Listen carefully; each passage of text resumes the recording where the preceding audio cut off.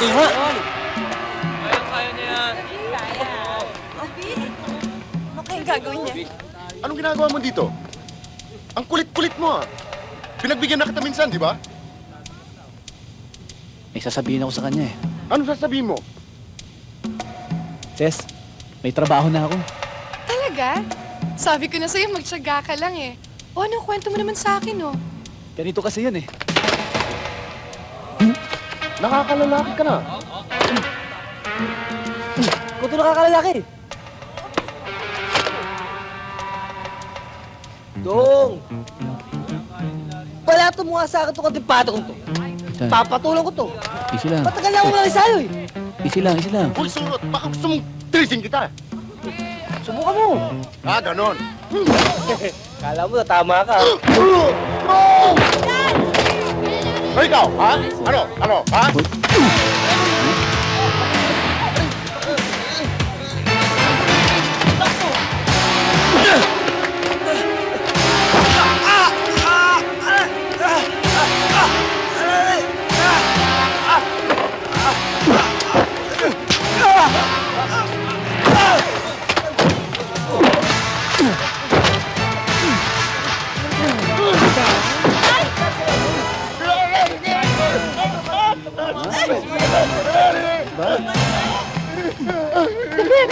Tama na! Tama na! Ha? Ano? Iyaman mo kasi. Sa susunod, pipili mo babanggay mo ha? Ha? David? Kayo? Ha? Dong? Dong! Dong! Dong, hintayin niyo ako, Dong! Oh, dahan-dahan ka lamang dyan.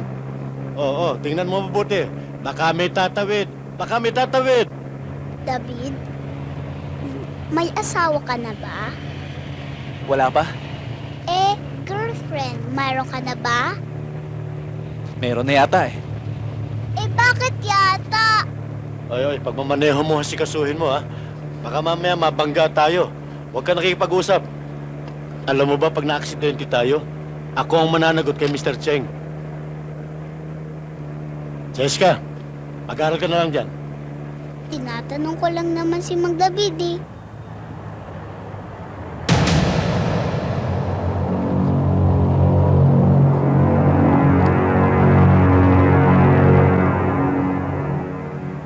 Ako, matagal na ako kay Mr. Cheng.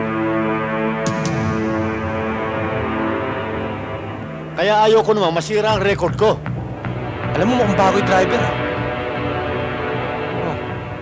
Pare, mukhang nabulilyasan na tayo. Nakahalata yata. Sige, sundan mo, ha?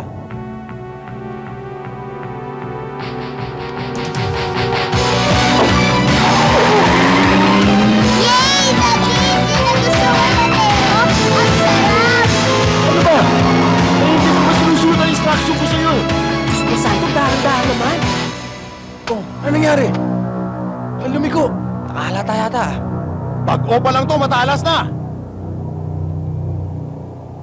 May araw din sa akin to. Ano bang problema? Bago yung driver, matalas. Eh, basta tumuto kami. Nakalata eh. Sa totoo lang, masyado magaling yung nagmamaneho. Kaskasero masyado. Sobrang bilis. Palagi kaming naiiwanan. Pinakamaganda niyan, karapalin na natin para wala ng problema. Huwag nung daanin sa init ng ulo yan. Baka lalo pa tayong sumabit.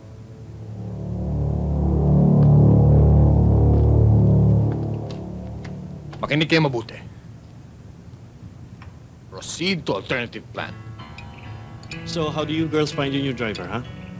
Ay, Daddy! Ang galing-galing niya mag-drive.